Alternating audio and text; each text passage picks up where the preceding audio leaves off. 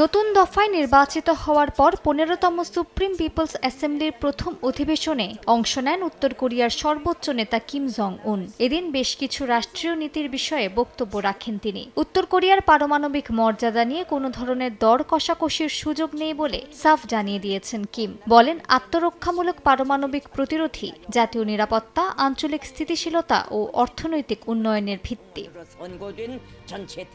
অধিবেশনে মার্কিন president Donald ট্রাম্পের নাম না নিয়ে যুক্তরাষ্ট্রের প্রতি সতর্কবার্তা দিয়েছেন উত্তর কোরিয়ার সর্বোচ্চ নেতা। বলেন, যুক্তরাষ্ট্র বর্তমানে বিশ্বজুড়ে রাষ্ট্রীয় সন্ত্রাস ও আগ্রাসন চালাচ্ছে। শত্রুদের হুঁশিয়ারি দিয়ে বলেন, সংঘাত নাকি শান্তিপূর্ণ সহাবস্থান বেছে নেবে সেটা তাদের সিদ্ধান্ত। পিয়ংইয়ং যেকোনো পরিস্থিতির মোকাবিলা করতে প্রস্তুত বলেও হুঁশিয়ারি দেন তিনি।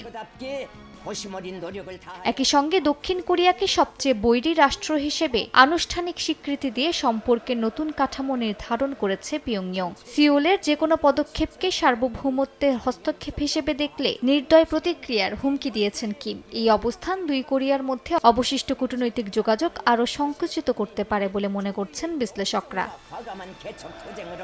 অধিবেশনে সমাপনী বক্তব্যে কিম দেশের প্রতিরক্ষা ব্যবস্থা আরও জোরদার করার প্রত্যয় ব্যক্ত করেন। স্পষ্ট করে দেন, উত্তর কোরিয়ার পারমাণবিক মর্যাদা কখনোই পরিবর্তন করা যাবে না।